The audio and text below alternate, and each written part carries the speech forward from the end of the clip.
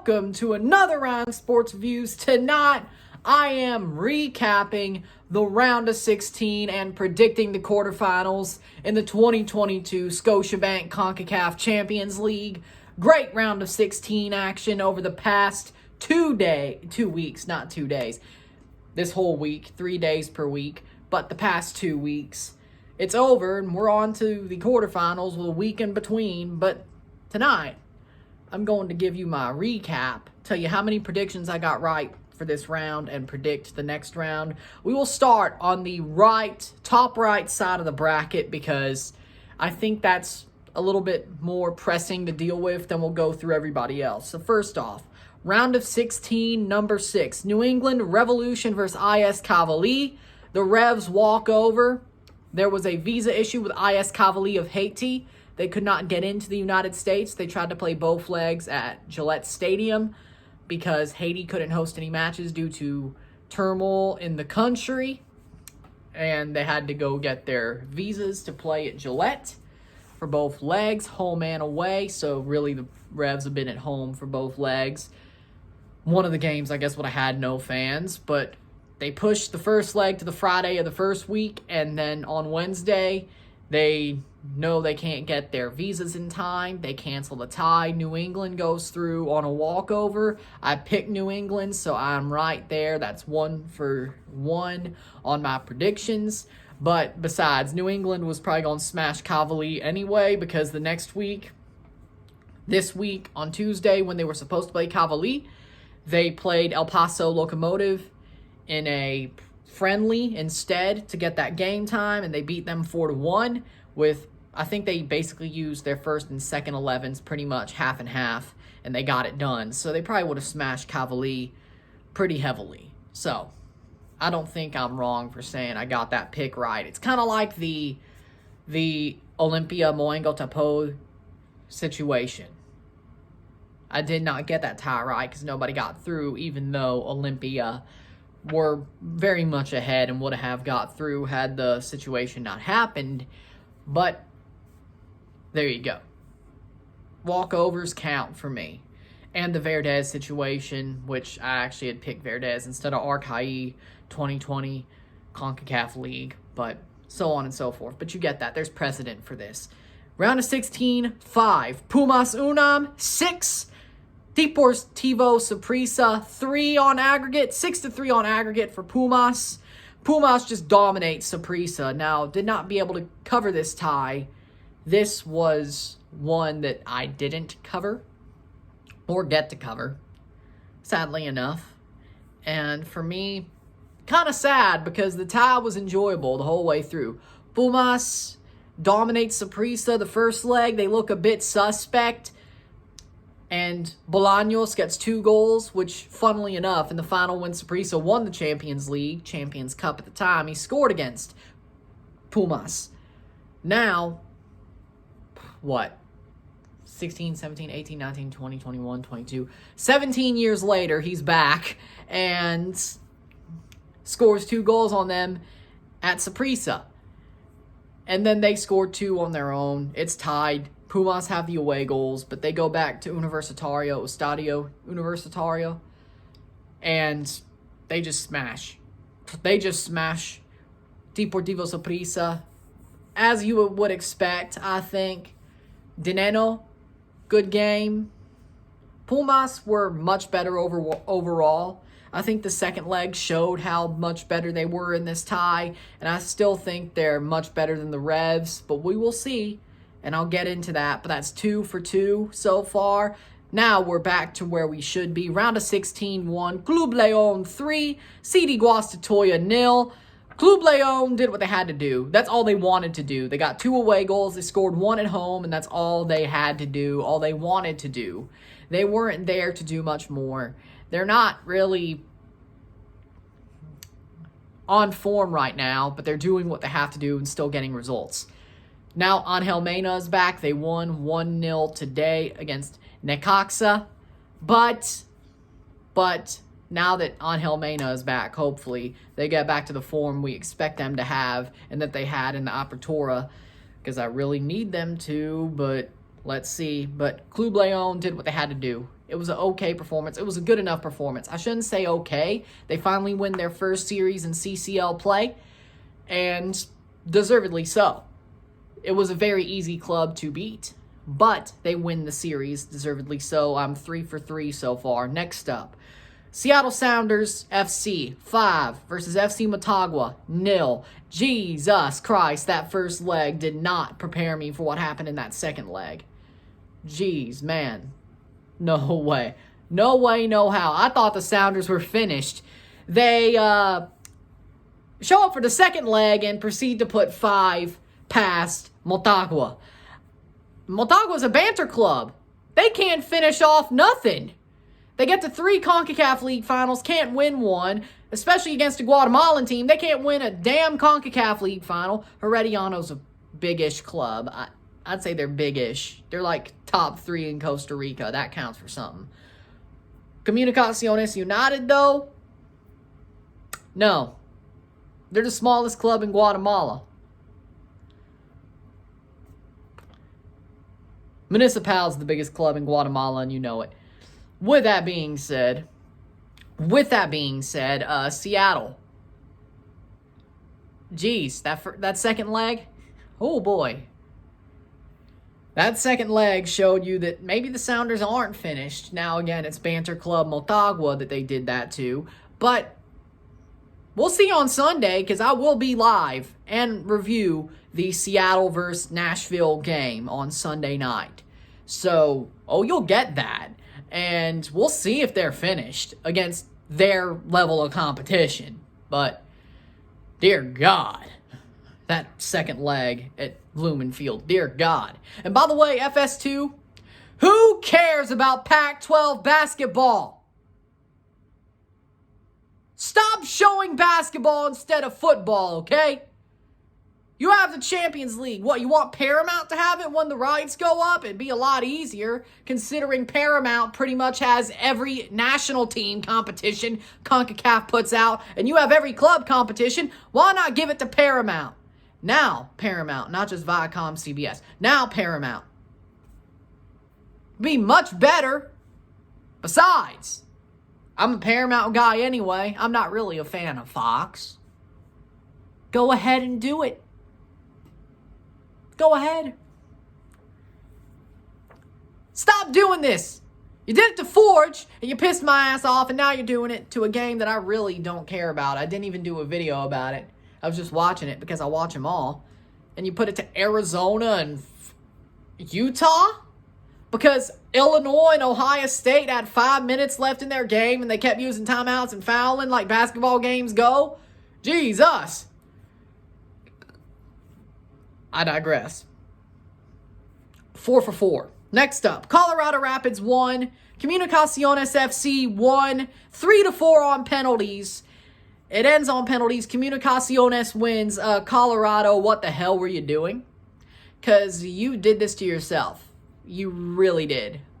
No finishing. I mean, Rubio, he was offside. But you did this to yourself. The fact that you put yourself into this position, put your head down, because that's just bad. Yeah, Rubio was offside. That's not the point. He was offside. But, on the other hand, you lost. Because, deservedly so, Comunicaciones, you didn't score on them. You were playing a snow game, up a man. You should have been able to score 2 goals, and you didn't. I have no sympathy for you, the club, per se. My friends, Isaiah, I have sympathy for him. He had to sit through that bullshit. But you did this to yourself. You put yourself in this position. And Yarbrough, I feel sorry for Yarbrough too, because he did all he could do. The fact that nobody else could score a penalty, I guess that's just Toronto FC things, because Robin Fraser took the fact they don't practice penalties there, I guess. Jesus Christ. And I got that tie wrong, because here's my thought. Deep down, I expected that one could be the upset, I should say. I kind of felt like Colorado, Comunicaciones could have been an upset. And I'm not shocked it happened, but I did pick Colorado, and that's why I'm 4 for 5, but that's not bad. Next up, round of 16 for NYCFC 6, Santos Cejuapoles 0. New York did exactly what we expected them to do. I mean, Santos Cejuapoles did not play the beautiful football that they played in that first leg against Forge. They played both legs like they were in Hamilton again. And you know exactly what I mean. No offense. I know the first leg they didn't have Paradella or Javon East, but the second leg didn't matter. It didn't look like they were there anyway. New York City FC were clinical. Didn't matter who was playing. 6 goals. Some of the best goals I've seen this whole tournament. New York City FC looked strong and dominant. They were dominant in Costa Rica. They were dominant in LAFC at Bank of California Stadium because they were playing in LA, of course. The next leg tie, they're playing at Rentschler Field. You know that good and well if you're a Toronto fan. You know Rentschler Field good and well. I do love that stadium. It's a pretty nice stadium. Simple but nice. I like it. It gives me those 2020 vibes. You know, those homely COVID watching games, and it was fine to do watch-alongs, and it was kind of cool. But now it's like you're beating a dead horse, but that's the way I get most of my subscribers anyway, so we'll see how they do. But actually, the watch-alongs are getting good views right now compared to, like, late 2021, so, and there's probably more people in stands right now, so I don't think I'm going to stop the watch-alongs. I don't think so, but as it stands, but we'll see what the rest of the year has. But again, New York City FC, doesn't matter where they play, doesn't matter who plays, they're dominant. And I got that tie right. That's 5 for 6. Next up, round of 16, 7, CF Montreal 3, Santos Laguna 1. CF Montreal were the better team, honestly, over both ties. They should have drew the first leg 1-1, dominantly won the second leg 3-0. No questions asked. Montreal, they were the better team heading into the tie, and I should have picked them, but again, my ego wasn't going to let me pick Montreal. But I'm not shocked that Montreal were the better team. They looked like the better team going in. Santos looked like a horrible, horrible team as time went on, and still is. Caixinha, their manager, just got sacked, and he wasn't even at the second leg. The man had COVID, and they sacked him. Fittingly enough, because he ain't won a damn game. And I got that tie wrong, but Montreal, they're a good team. They may not look like it in the next tie, or they may not look as good in the next tie, but MLS, they will. They're a good team. That is 5 for 7. And then finally, round of 16, 8, Cruz Assoul 4, Forge FC 1. You kind of expected this to happen. I did. Forge put up a good fight. They really did. They looked better than some teams that are Central American against a giant Mexican team. Probably the most giant one in this tournament. Forge put up a fight. But Cruz Azul used their B team and did pretty good. But still, Cruz Azul deservedly won, but Forge put up a fight. I can't get mad at that tie. I really can't. Forge were the better team. Or not Forge. Cruz Azul were the better team. Forge still put up a fight, though. And that's what I think about that. Besides, I've comprehensively covered that tie, because at this point, instead of Toronto, it was Forge for me, because Toronto wasn't in it, but Forge is my CPL club, and I gave them the Toronto treatment that I gave Toronto last year, and will when they get back to the CCL. So I did both 1 and 1, or both RSR and live for their games, but that won't happen the next round. It'll just be 1 and 1. So like the first match live, second match RSR.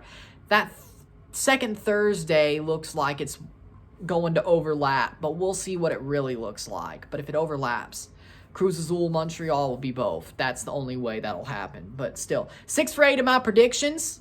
That's a pretty good record for the round of 16.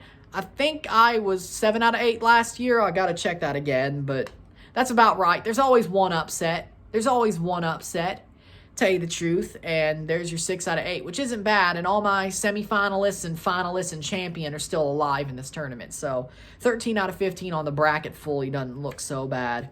Next up, here are the quarterfinal ties. Quarterfinal 1, Club León of Mexico versus Seattle Sounders of the USA. Club León will host the second leg. Seattle hosts the first leg. For me, I think both teams aren't as good as we think. We think Leon's a great team, but we also think Seattle's a great team, but I don't think with a even playing field that both teams are as good as we think. Seattle is still probably not as dominant as that Motagua game was. And Leon, they have been just meh this season so far. But for me, I think a meh Liga MX team over a MLS team that's somewhat dominant but sometimes cold as it looks, I think the Liga MX team has it, and I think Angel Mena gets back in form over the next couple of weeks. So I think Club Leon, and they already beat them in the Leagues Cup final last year. I think Club Leon does it again over 2 legs. I think Club Leon goes on to the semifinals. Quarterfinal 2, Comunicaciones FC of Guatemala versus NYCFC of USA MLS. First leg is in Rentschler Field in Hartford, Connecticut. Comunicaciones hosts the second leg at Doroteo Guamuch Flores. So if they keep it close in their away leg, which they probably won't, but who knows? Maybe there could be an upset here, but I don't think so. NYCFC dominated a team that arguably has better football than Comunicaciones. I won't say better because Comunicaciones won the CONCACAF League and Santos Iguapoles got knocked out by Forge when Forge came back in Hamilton. But I think Santos Iguapoles, on their day, have better football. Comunicaciones are kind of... I don't think their football is a beautiful football. I think New York will easily have their way with them. Hell, Colorado, the way they played, did have sort of their way with them. They just couldn't finish. New York will finish multiple times. And no, we're not doing phrasing, but New York, I think they get through about 5-0 on aggregate. Another run through, another steamrolling to the semifinals.